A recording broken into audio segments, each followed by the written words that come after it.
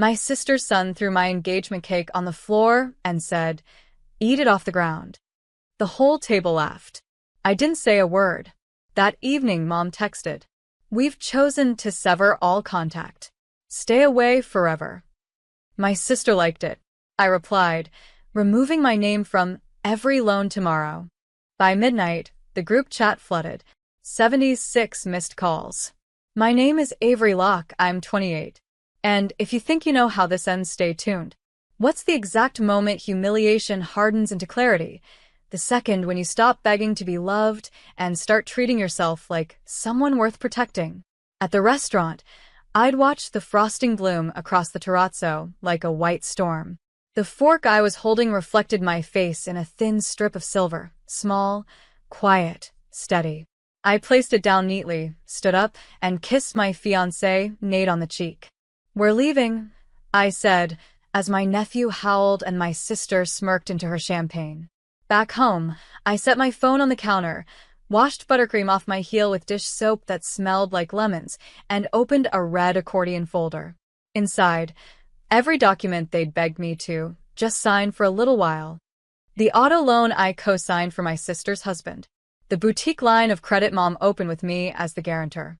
Utilities at their rental in my name, just until spring. 3 authorized user cards riding on my FICO, swiping their dinners through my future. They told me to stay away forever. So I would. Starting with my signature.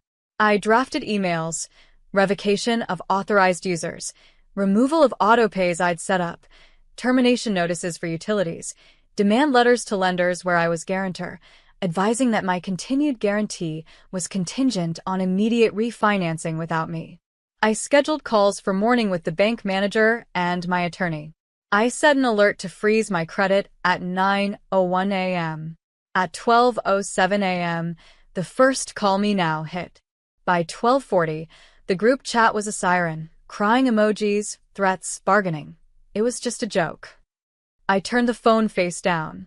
The kitchen window showed my reflection in black glass, bigger now, somehow, shoulders squared. Tomorrow, I thought, the money will tell the truth, they won't.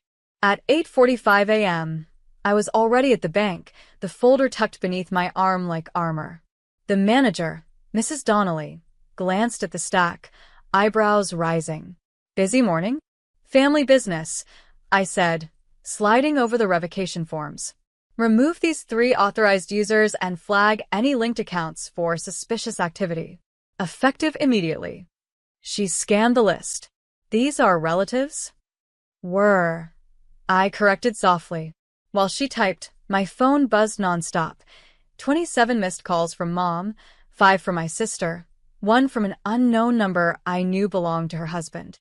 I didn't answer. The manager printed confirmations and slid them across the desk. "All processed. You'll receive verification emails within the hour." Perfect. As I walked out, the air felt sharper, cleaner. Across the street, the bakery where my engagement cake had been made had just opened. Through the window, I saw the same baker boxing up pastel cupcakes for another customer, her smile easy and warm. It was strange. I didn't feel bitterness. Just distance. By noon, the first email came. Authorized user removal complete. 10 minutes later, another. Then the messages turned desperate. "Mom. Avery, what have you done? Your sister can't pay her car note now." "Sister. You're ruining our lives over a joke?" "Me, no. I'm just giving you the independence you wanted so badly." At 2 p.m., a call from the boutique's lender came through. "Ms. Locke, we received notice of your removal as guarantor. The account holder has defaulted. Would you like to settle your portion?" "I no longer have one," I said calmly.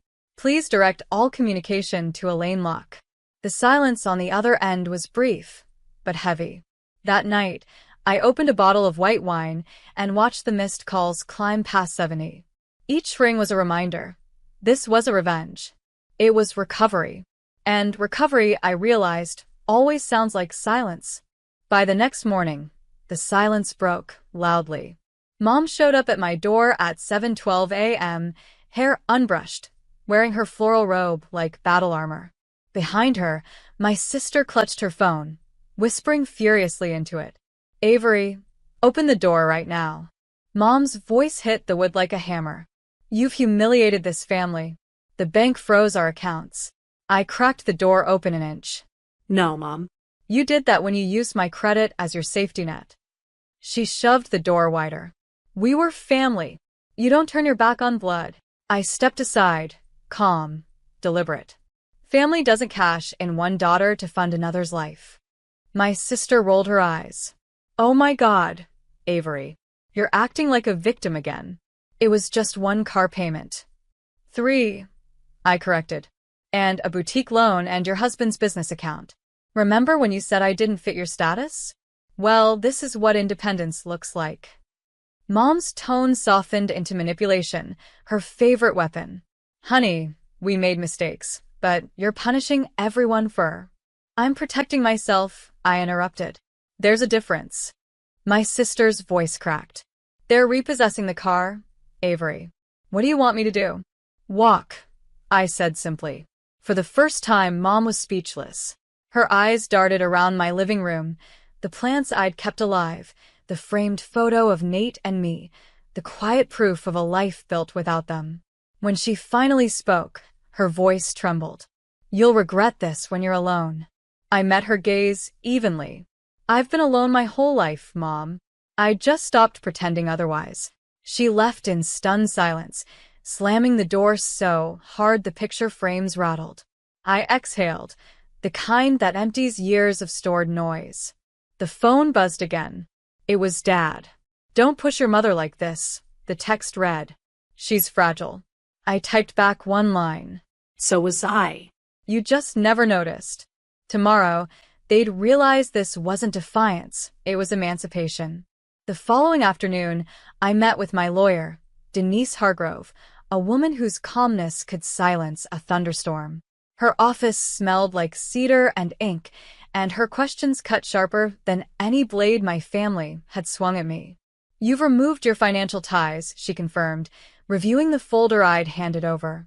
Now, we'll file a credit protection notice and issue letters to each creditor. You'll also want to document any harassment. I nodded. Already started. Calls, messages, even their visit this morning, all recorded. Denise's lips curved slightly. Good. You're building a clean paper trail. Emotional control is your advantage here. That line hit me like truth on ice. Emotional control, the thing my family had always mocked me for. Too serious. Too cold. Too calculated. Turns out it was my survival skill. After signing the paperwork, I stopped by the cafe across the street. The barista, a college kid with tired eyes, smiled. You're Avery Locke, right? I saw the feature on your startup last year. You helped fund internships for women in tech. I blinked. Yeah, that's me. Cool. My sister got one of those. Changed her life. He grinned, sliding me a free muffin. You're doing good things. Walking out with the coffee in hand, something inside me shifted. My family's narrative of me, the ungrateful, difficult daughter, didn't fit anymore. Outside their world, I wasn't a disappointment. I was proof of my own resilience. That night, Nate found me sitting on the couch, laptop open, reviewing the documentation Denise had prepared. You're really doing this, huh? He said quietly. I already did, I replied. He kissed the top of my head. Then it's their turn to learn what accountability feels like. And deep down, I knew accountability would terrify them far more than silence ever had. 2 days later, the repercussions hit like dominoes. My sister called Nate first. She must have forgotten he blocked her months ago. Then Dad left a voicemail so angry it clipped the audio. You ungrateful child. You've ruined your mother's peace. Your sister's credit is wrecked, and the bank froze our joint savings. Fix this before we go public. Public. That word made me smile grimly. They had always been a family of appearances, designer dinners, Instagram perfection, status over substance. But now the mask was slipping, and for the first time I didn't flinch. At the office, my coworker Janelle noticed my mood. You look free, she said, pouring coffee. I guess cutting toxic ties is cheaper than therapy, I half-joked. By evening, Mom showed up again, Not furious this time, but tearful, carrying a Tupperware of casserole like guilt wrapped in foil. Avery, we just want to talk, she pleaded. You don't understand how hard things are for your sister. I understand perfectly, I replied, opening the door wider so she could see the stack of legal folders on my table. I'm done being the insurance policy for everyone else's choices. Her eyes searched mine for weakness. I raised you to be kind. No, I said quietly. You raised me to be useful. She flinched like I'd slapped her. For a moment, I almost apologized.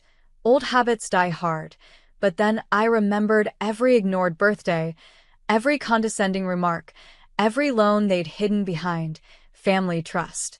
As she left, the casserole still in hand, the smell of baked cheese followed her out, comfort from a house that had never offered any.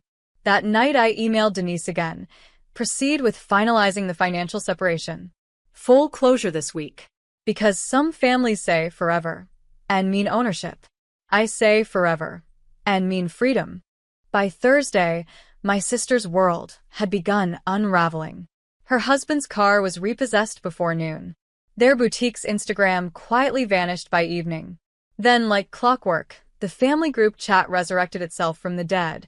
Mom added me back in with a message. Avery, we need to fix this together. You can't abandon your family over money. I read it 3 times, then set the phone down. Nate was across the room packing boxes for his move into my place. Boxes filled with laughter, calm, and everything my old house had lacked. They're trying to pull you back in, huh? He asked. Always, I murmured. They only remember love when the bills arrive. He nodded slowly. You know, maybe you don't need to answer. Sometimes silence is the most eloquent sentence. He was right. I didn't reply. Instead, I opened my laptop and finalized something that had been quietly building for months. A personal grant program in my company's name for women starting over after financial exploitation. The seed fund, $120,000. My money, my choice, my way of rewriting the story. That night, I received a text from an unknown number. It was my sister. They're blaming me now. Dad says it's all my fault. Please talk to Mom. She's losing it. I stared at the screen until it dimmed. Then I typed one line. I spent years losing myself for all of you. I'm done being lost. The phone stayed silent after that. The air in the apartment was soft and steady, the kind of silence that feels earned. For the first time, I realized peace doesn't always come after forgiveness. Sometimes it begins with absence. Friday morning brought a storm. Online, not outside. My sister's husband had gone on Facebook Live, raging about a greedy sister ruining her family. I only knew because my coworker sent the link with a warning. Don't look. It's bad.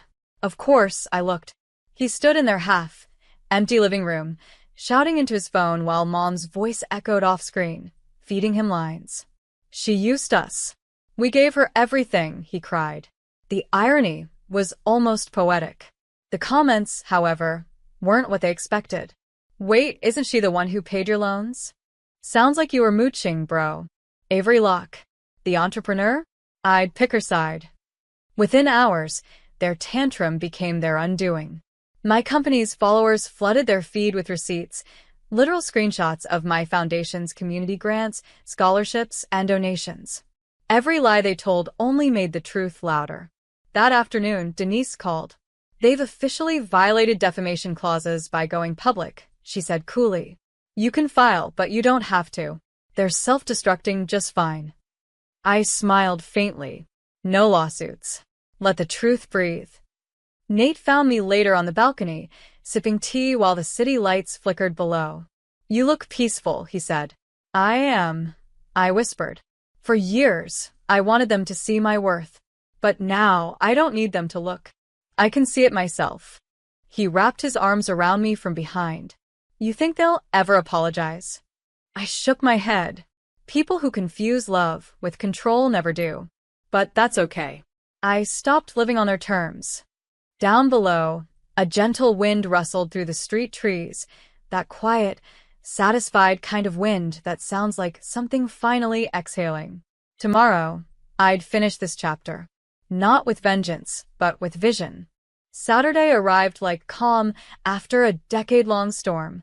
The morning light slipped through my curtains, soft and golden, touching the room I had built piece by piece. No borrowed money, no hidden debts, no conditional love. Just mine. I brewed coffee, checked my inbox, and paused at a subject line. Community Award nomination. Avery Locke. The local council wanted to honor my new grant program for empowering women through financial independence. I laughed quietly. The same city where my family once whispered about my failures now applauded my freedom. Later that afternoon, I drove to the community center I'd funded, small, sunlit rooms where women could learn coding, budgeting, and self-reliance. One of the participants, a single mom named Kayla, approached me shyly. "You don't know me, but because of your grant, I got my first certification. My son's proud of me," she said, eyes glimmering. For a second, I saw a reflection of myself. The girl who used to wait for her parents' praise, clutching report cards and silence. I smiled and hugged her. That's the only approval that matters, your own. When I got home that evening, a single envelope lay on the doormat. No return address, but I knew the handwriting. Inside, a short note. "Avery, we didn't know what we had until it was gone. Please talk to us. Love, Mom and Dad." I folded the note carefully, placed it back in the envelope, and set it in the fireplace. As the flames curled around the paper, I felt no hate, no triumph, just release. Nate entered quietly, slipping his hand into mine. "You okay?" I nodded. "Better than I've ever been." He smiled. "So what now?" "Now," I said, watching the last ember fade, "I build a family that doesn't need saving from itself." Outside, the city glowed like a heartbeat. Inside, the silence wasn't empty anymore. It was earned.